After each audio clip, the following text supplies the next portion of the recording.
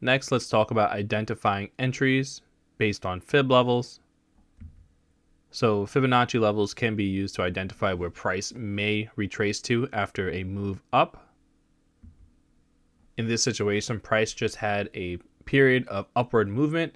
Let's say price was down here and it somehow got up to here. The question now is, where can I enter, right? We had this move upwards. How can I capitalize on this if price continues to keep moving upwards? Where could price come back down to that could serve as a potential entry for a long entry or a buy-in placement? So first, identify the base of the move, some sort of swing low or a bottom of the pattern. Identify the peak of the move, a swing high or a top or a local top. And then you'd place the Fibonacci retracement tool, first starting with the swing low, then the swing high. So here's our example. This is chain link. Here is our bottom of, this is in July 2021 up until about October 2021. So let's say here's our bottom of about $13.45 and our recent high of about $36.35. All right, price came up to here. We obviously had price was here. It came up to here. Where could price go that could serve as a potential entry? Well, it looks like if we were to draw this, we came right down and there actually was a wick straight down to the 0.5 fib level, the 24.90 level. So if you did purchase here, let's say this could have served as a potential good placement for profit, for an entry. We could have took profit here at the 0.618, which would have been a significant amount. That would have been about, I don't know, let's see, from, let's say 25 to 27, maybe about 50, maybe about 10%, give or take. So this would have been about a 10% move, maybe a little bit more. And then let's say we entered here, we had some sort of stop just below, maybe like, let's say right here, right? Because this was a low that broke past this level, but ultimately the level held true. So if we had a stop loss placed just about here, in case price did breach through, that would have protected us. We entered here, price comes up, we could have took profits here, maybe took a little bit more profits along the way. In case we didn't, and we said, all right, well, we're going to take profits here and we're going to hold out for that 31.45 for that 0.786 fib level. Worst case scenario, we took profits here. Price did come up and then fell back down pretty much to our entry point. As long as our stop wasn't invalidated, the trade idea is not invalidated so far, right? There's a couple ways you could have went about this. Maybe you could have moved your stop loss up into profit, that way to secure profit. So let's say at some point your stop loss was here, but maybe you moved it to break even, right? If price came up to here. So you took profit here, maybe move your stop loss to break even. Maybe price kept going up and at $30, you took some more profit and you moved your stop loss even higher. Price came back down. So either way, as long as you managed your risk, you won at this point if you entered here based on this fib level. And once again, price came back down. You could have used that once again as another entry. Ultimately, it didn't necessarily breach or touch the 0.5, but it came right down to it. So if let's say we did enter here, once again, this could have been two successful trades. Price not only broke past the 618, but also came back up to and successfully breached the 0.78 fib level. From here, interestingly enough, price did come back down, fell below the 0.5 level, and actually fell to the 0.38 level. So this could have served as another potential buying area as well, where we do see a significant level of consolidation and overall sideways movement choppiness in this level between $22.20 and maybe let's say $25, right? So let's say price came down to about $21, comes back up to 25, and 2 days later comes back down to $21 and back again. So this could have served as a potential trading range where you could have made, let's say, 1, 2, 3, at least 3 trades that could have potentially been 10% movements back and forth. Now, not only can we use fib levels to identify entries based on support, we can also identify fib levels.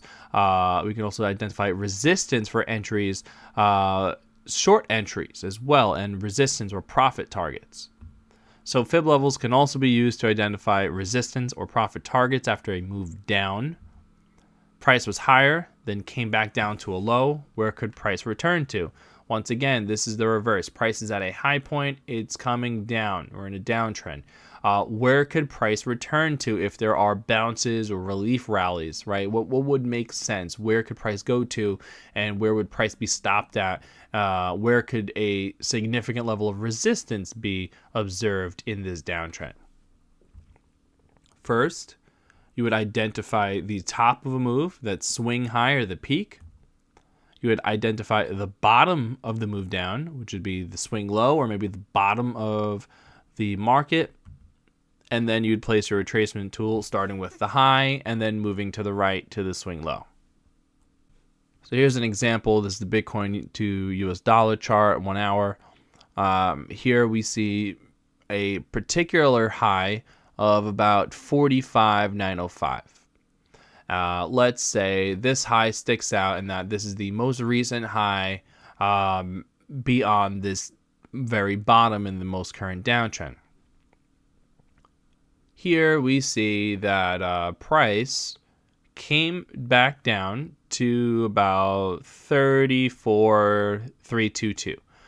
So here is our high in this particular area, and here is our low. Well, where could price come to that would serve as resistance on the way up to here? Or potentially, where could price come to that we would say, all right, where could we enter on some sort of trade or maybe some potential short? So let's say price was here, it came down to here. Well, we do see there's a significant level of resistance here, and there was also a significant level of resistance here as well. We could have potentially said, all right, price is coming back up to this level, to this 0.5 level.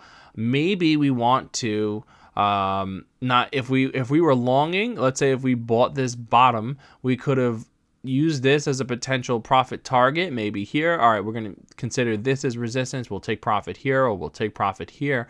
Or we could have potentially opened up a short position at this level and shorted back down to here. Maybe take profits here and then take profits here as well. On the flip side of things, if we were extra bullish and we were expecting another full-blown market recovery, price comes down to here, it comes back up. We took profits along the way if we were entering some point around here. Price comes back down. Price came right down to the 0.236 fib level, which is about 3,700. This also aligns with a significant level of support and resistance. So now we're starting to see confluence where multiple indicators, multiple systems are starting to go hand in hand. So let's say we entered here, and maybe we had a take profit target around here, and maybe each one of these levels, we saw this as significant resistance. We saw this as significant resistance as well on multiple occasions. So even if we entered here, we could have took profits here and maybe moved our stop loss back up to break even, and then maybe took profits here as well. And even if we just did that, that's a successful trade. We didn't need to catch all of this. I mean, yeah, it would have been great to buy at 37K and ride it all the way back up to about 45K, but we didn't have to do all that. We didn't have to hit the grand slam in order to make profit. Using this can give us realistic expectations and realistic profit targets.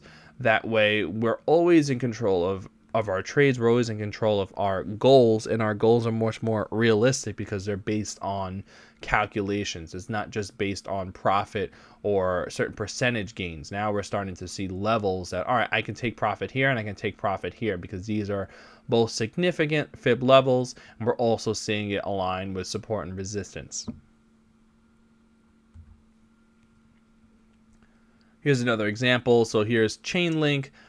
This is from $35 coming down to $20.81. The fib levels are once again drawn out, and we're starting to see significant levels where we could potentially take profit. So let's say there's this level of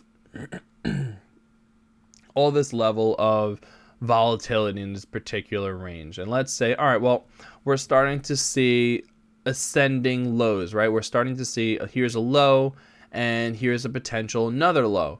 And since the lows are gradually going up, we're starting to see gradual higher lows and arguably maybe even higher highs. Maybe this wick came up a little bit higher than this one. We're starting to see the market suggest that there is more upside. There's a stronger buying presence because the lows are getting higher. So maybe we entered on a trade based off of this indication, this analysis of market structure, and we're saying, all right, well, we're coming down, we were here, we came up, we came back down, generally higher or low, right? We came back up and then we came back down. We're going to enter off of this low, right? At some point over here. Well, where can we take profit? So let's say maybe this was at $22.50 or maybe $23. All right, well, the next fib level, the 0.786, well, we could say, all right, well, it's about $24. We could take profits there. We could take profits here. Maybe we could move our stop loss up. If price just kept going up, we could take profits here and move our stop loss to $23.92 or $24. That way, worst case scenario, we get a massive wick down. We're still in profit. We get stopped out, but we got stopped out in profit. We're not really concerned about where price is going because regardless, we've won. Here's another situation. This is Chainlink on the daily. This is a much bigger viewpoint. This is from its all-time high of about $53, and its low following that, its swing low in late July of about $13.38. And even taking a look at this bigger macro viewpoint, right? We could previously we were drawing it from this level to here, which really proved very valuable, right? But even drawing it on a bigger macro viewpoint, we still see valuable profit taking points, right? So let's say we drew this down here. We're looking at the bigger picture of Chainlink. We drew this down here, price comes back up, it breaks past this fib level, and it returns to it.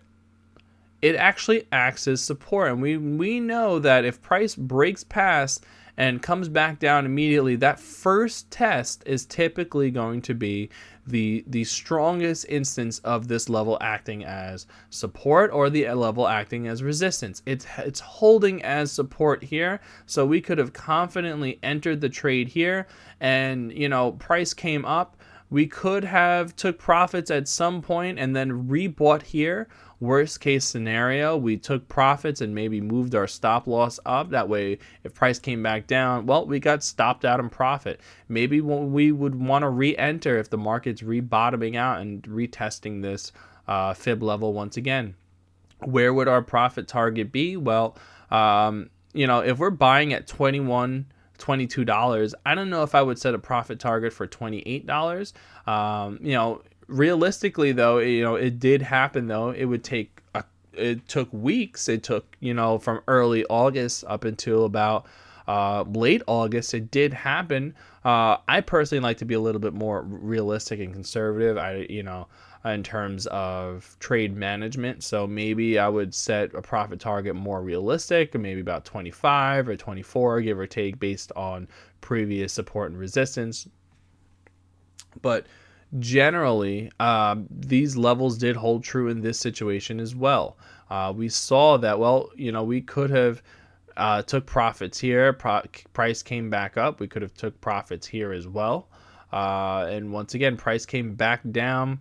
Maybe even, let's say, if we were still in this downtrend and we wanted to say, all right, price is going to short, I wouldn't necessarily suggest that because we are starting to see this market shift to the upside.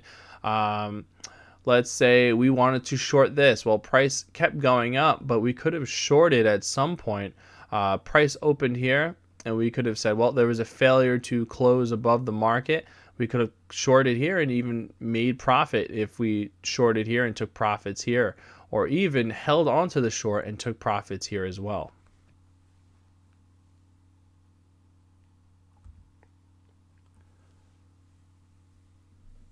Another thing to take note of on Fib levels and the Fib retracement tool is using extensions to spot targets at all-time highs. So you can use the Fibonacci retracement tool to identify possible targets or levels of resistance beyond current all-time high prices. These extensions can be used for potential trading targets. The first extension is the 1.386 level, followed by the 1.5 level, the 1.618, the 2.618 level, and the 423.6 level. First, you would identify a significant swing high or an all-time high, identify a significant swing low, enable the Fibonacci extension levels, and here's the cue for the video example.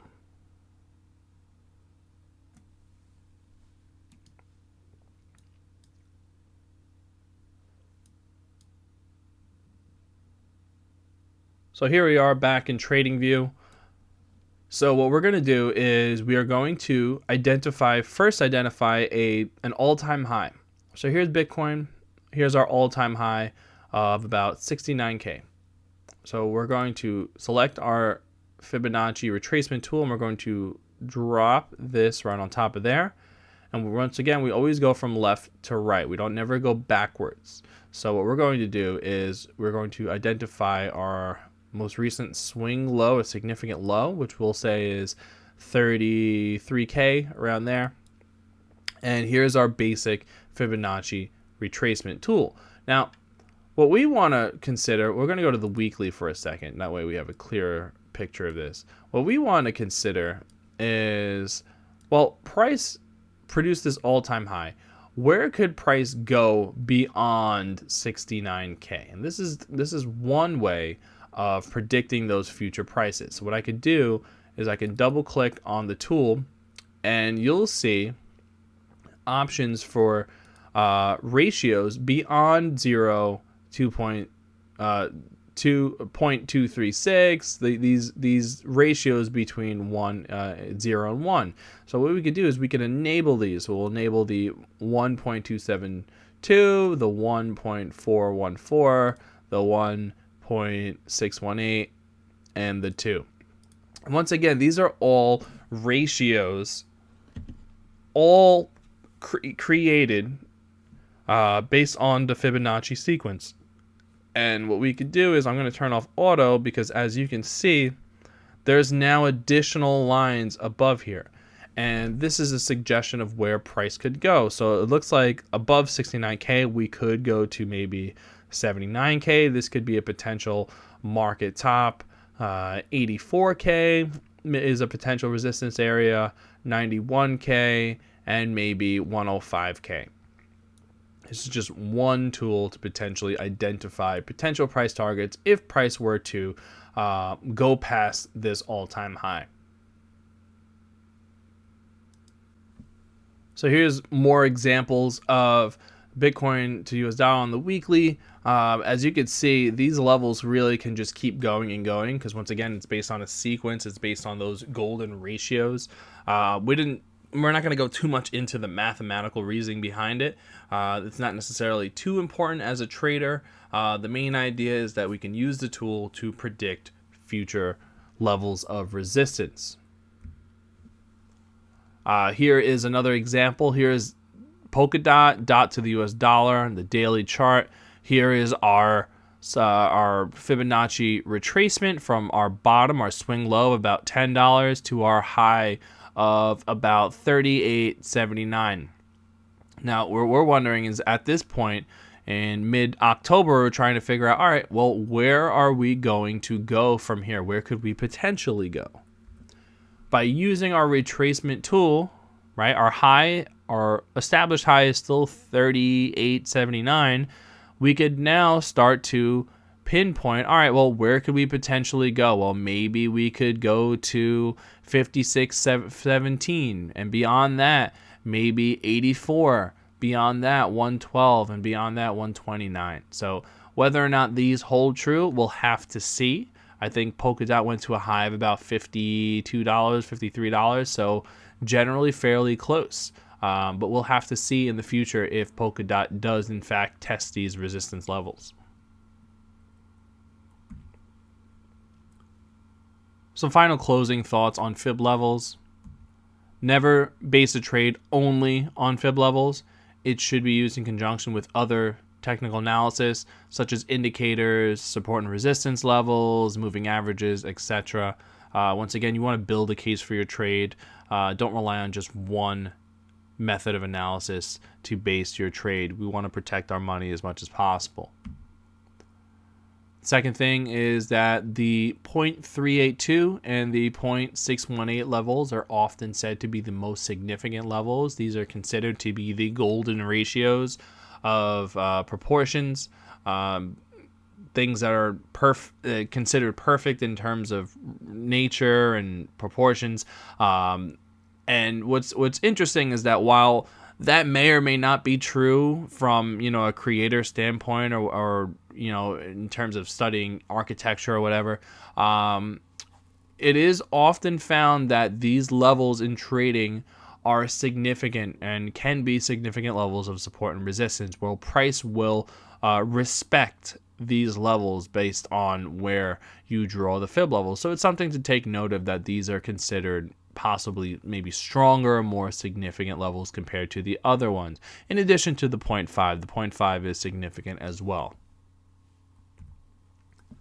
Now finally, feel free to use this tool, make it your own, experiment with it, back test with it. I would not just use it and base trades with it alone. Test it out, and you base your paper trades on it and try out different scenarios of drawing it out for the best results. I've heard of people even drawing it out on a single large weekly candle and then using that to scalp with, maybe on the 5-minute chart. There's a lot of different ways you can do that. This is just an entry to the concept of fib levels and a variety of ways to use it for your advantage.